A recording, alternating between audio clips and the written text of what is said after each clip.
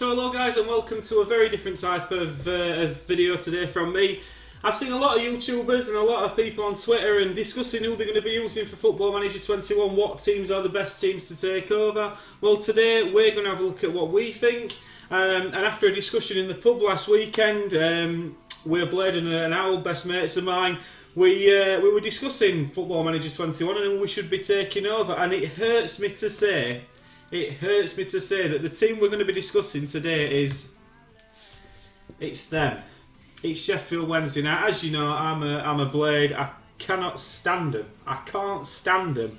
But it's important to know that if I was a neutral and it was somebody like, I don't know, Derby, absolutely I would be looking at taking over a club in this position. So we're going to have a look now at the background. We're going to see what happened last year. We know that in the summer they got a 12 points deduction, and towards the back end of last season, they were in a mess. They lost a lot of games, and when fans could go to the ground, they were streaming out after 30-40 minutes because they were getting spanked week in, week out, especially at home.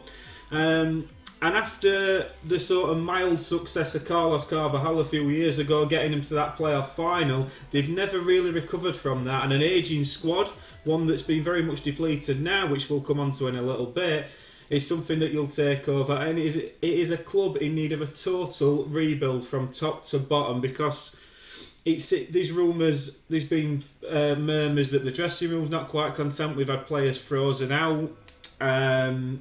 And we're going to come into all that, and players that maybe you could bring back into the fold, and maybe you could get going again, and maybe turn their Sheffield Wednesday careers around.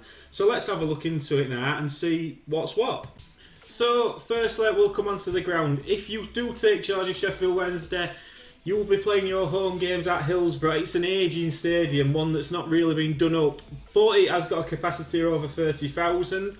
Get them on an upward spiral, you'll fill it. You really will fill it. The fan base is there, and there's no doubt in that. And when it's rocking, and if you can get it going, it is a tough place to go for opposition sides. I've been there myself as an away fan, sat on that awful Leppings Lane end that's now got some lovely tarpaulin over it, and it's an horrible place to go. It's located in South Barnsley, if you're not aware of that. It's not quite in Sheffield, it's South Barnsley really. And it's not a very nice place to go. Probably wants to lick a paint or two. But again, get it rocking. It's intimidating. Cold Tuesday night. You won't want to play there. And players will want to go and play in that atmosphere when it's a positive atmosphere. If you're not doing very well though and the fans turn, not a nice place to play football for a player, I don't imagine. And certain players can go under. And we're going to come on to Jordan Rhodes very shortly. But that's what you will be taking over. It's not like you're playing at a stadium that you're going to get 10,000 if you're doing well. You have got the fan base, and should you get into the higher reaches and into the Premier League, you've certainly got the fan base to back up the team on the pitch. We now move on to the owner, Mr. Chansiri. He's a character. He's from outside looking in, he's an interesting character. Doesn't look particularly like he knows how to run a football club when he first come in. Did make some good decisions, brought Carlos Carvajal in. I didn't mind him personally. And really nearly got him there. Nearly got Sheffield Wednesday to the Premiership. But decisions since, and accounting deficiencies, and selling and buying the stadiums, all that sort of stuff, really has led them to this 12-point deduction. But also, he likes to plaster his name across the ground and across the shirts. You'll see Chansiri across the main sponsor across the shirt. And he also tried to set up a taxi company called D Taxis, which never existed. If you have ever managed to get a D taxi, maybe you're in Thailand. Maybe that does exist over there, but it certainly didn't in Sheffield. And he's just quite a weird character. He brought in the lady from Charlton, I can't remember off the top of my head, in as well. But she did too bad. She did some okay things, I'm informed, at Hillsborough. But again, not really a football man, you would suggest, especially when you compare him to the Thai owners at Leicester. Not really a football man by trade. Now we're going to come on to some of the squad. Now I'm reliably informed. Reliably informed that the spine of the team. I've just got this text through nowadays. Is Dawson, Iorfa, Bannon, and Windass. Now Cameron Dawson's a young goalkeeper, young ginger lad. He actually saved a penalty at Bramall Lane, amazingly. But he's one for the future, maybe. We're going to have a look at the spine of the team, but we can't disregard the fact that if you take over as Sheffield Wednesday manager, you're going to be going up against Sheffield United. Now, the Blades were in League One. Sheffield Wednesday had a 6-year head start on Sheffield United when we were stuck down in League One. They pipped us to promotion in the League One season, all the thing with Ched Evans and all that. And come close to getting to the Premier League in the aforementioned playoff final when they lost to Hull with that Diarmé strike. What a goal that was. Never quite made it. And when Sheffield United came up, when we came up and we were told we were a pub team and this, that and other, we went to Hillsborough on Sunday afternoon in September and dismantled them. The Bouncing Day Massacre, as it's known. They pulled it back to 2-2 and they all bounced, because if you do start winning, you'll all start bouncing up and down, and it's it's all very nice for probably 60 seconds, and then Duffy goes one way then the other, and the rest is history. If I get the chance to YouTube that goal, it's amazing. But less about that, we're talking about Sheffield Wednesday. You will have to right that wrong at some point. You will have to. If you get to the Premier League or Sheffield United come down in the Football Manager save, you're going to be involved in probably what I would say is one of the fiercest derbies in the land. That derby day in Sheffield really is something special. It's hostile, it's aggressive, it's passion. It's you're either red or blue that day. You don't talk to your mates who are red or blue. It's a huge game. Not massive, huge. And you are going to have to right that wrong of that 4-2 at Hillsborough. I don't think you'll do it, but you've got to try. Now, we'll come on to the squad now. And the squad, we mentioned Dawson, goalkeeper, right? Now, this man is a top quality goalkeeper. He has been a top quality goalkeeper for many years. It's ever since he were at Sunderland. And yet, he fell out of favour inexplicably. I think it was Jos Lukai. He just fell out of favour. There were him and Hutchinson, who seemed to be, do you know what I mean, bit mouthy, sort of had leaders in the dressing room maybe from the outside. But he's a guy that has been totally frozen out now. You will have him in your FM21 squad, and should you choose, he could be your number one goalkeeper for the final year of his contract. Maybe you could sign him down for a little longer, who knows. If it was me taking them over, which I just can't bring myself to do, he would be my number one goalkeeper. Yes, he's getting on. I appreciate that. He's by far and away a better keeper than anything else they've got. And for me, he'd be first name on the team sheet. We'll move on to Dominic Iorfa. Dominic Iorfa, bought from Wolves. Big centre-half, bit gangly.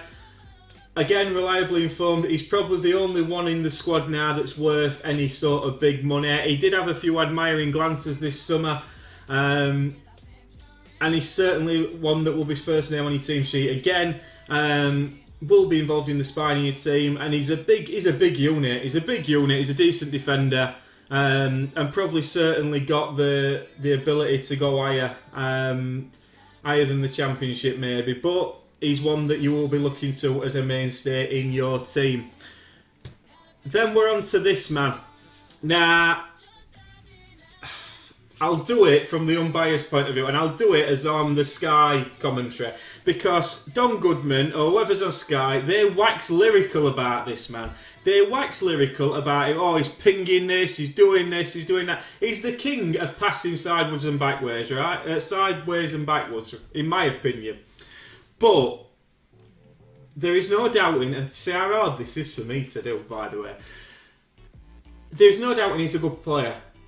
He's a decent passer in the midfield. He's got quality. He's been playing at this level for years. Never quite gone higher, never really dropped lower. He's been around this level. Captain of the club now. It always seems to be somebody else's fault when a pass goes astray, because they're not doing that, where that I get that impression from him.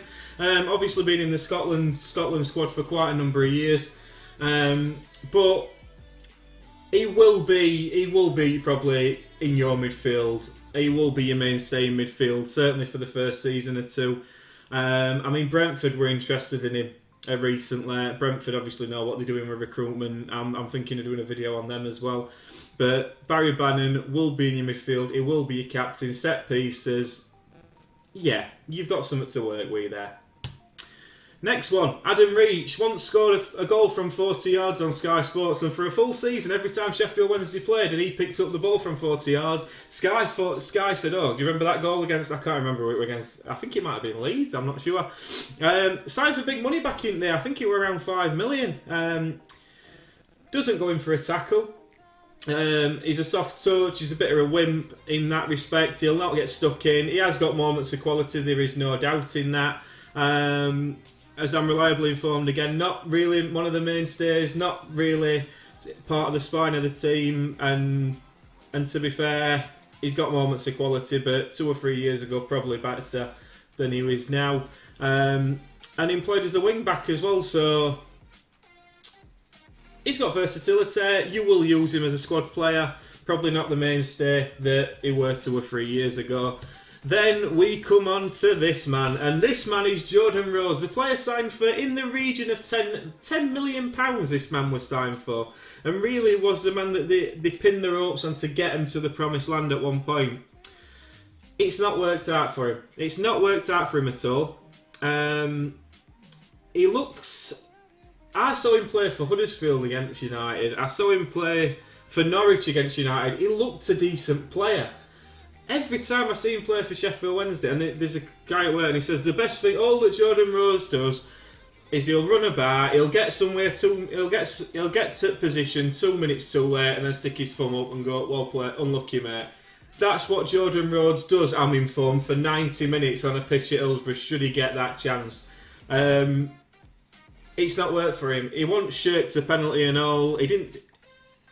He doesn't seem to have the belief of the character, and a club that really should have been ready-made for him, it's just not worked out. Can you turn it around for him? Maybe you can get Jordan Rhodes firing. Maybe you can get Jordan Rhodes and turn him into a 15-20 goal a season striker again. Who knows? But he was bought for that money because he's got some talent and he's done it before, and his goal-scoring record proves that. Maybe you can change that. It's up to you. Now, that's the players we're going to focus on. Now, you've got players such as Josh Windass that have come in, but they also, yesterday, made 2 signings, which I'm quite impressed with. And the first one is Aidan Flynn. I mean, look at this man. They do pick him. Anyway, let's carry on. 6'6", innit? Something like that. Massive centre-half. Played for Cardiff. Massive centre-half for a massive club. 6'6", big towering centre-half. Good in both boxes. Always there to cause problems. And he's a player that will link with Premier League moves at one point. He's certainly got a bit. He's going to be a good addition for him. You can't dispute that. And again, as you look to clamber away from that relegation zone and that -12 start, he's going to be a big player for you, both in stature and in height. So he's going to be a top quality player for you, but I would get him an haircut. And the other one that I didn't get a picture of is Jack Marriott. Jack Marriott, family of Blades, very sensible people. He's gone to Sheffield Wednesday, less sensible. He's a good player at Derby. Never really been given the chance, but always looked well when I've seen him play. And I'm sure Derby fans may have some comments on that. But Jack Marriott, good player, will assist them up front. They've got Windass, they've got Marriott, Jordan Rhodes. You have got some firepower if you can harness it. You've also got James Beattie as one of the coaching staff there. James Beattie, who played for United, wonderful, wonderful player. Top goal scorer in his day, and a good coach as well. So you've got a good striking coach and a good coach to help with that as well. And that really brings us to the end of why you should probably pick Sheffield Wednesday as your -12 project on Football Manager 2021. Just to recap, you're in a pretty poor financial state. You've had to sell a lot of players this summer, and you're on a -12 start. That's your negatives. You're going to have to rebuild it from top to bottom. You've got an old ground. Maybe you can rejuvenate that. Maybe you build a new one. Who knows? But you've got a squad and you've got certain players that you can work with, and that is massively important. Do I think you'll stop up in that first season? I think you could quite comfortably clamber away from the relegation zone, especially with teams like Wycombe, etc. No disrespect to Wycombe, I think they've done a fantastic job in getting up there. Do I think they're going to stop up? Probably not. And then you can rebuild, bring in some young players, see what you've got. You've got a couple of decent youngsters that are starting to be blooded into the team in real life. Definitely, if you're not one of these that likes to start in the real lower leagues and don't play it a lot, and you want something that you can probably spend, I don't know, a few hours a week on, this is probably the sort of challenge you want to take on. I'm going to hopefully do a couple of more videos, and obviously what I'm going to manage as well on Football Manager 21, especially on my YouTube series, which you can check out on my channel. If you have enjoyed that, please do leave a like and subscribe. I've not particularly enjoyed it because, like I say, I can't stand them, but neutral head on. It is a project similar to your sort of Sunderlands and your Pompeys that if you can get it rocking, you'll do well. Thank you so much for watching, and goodbye.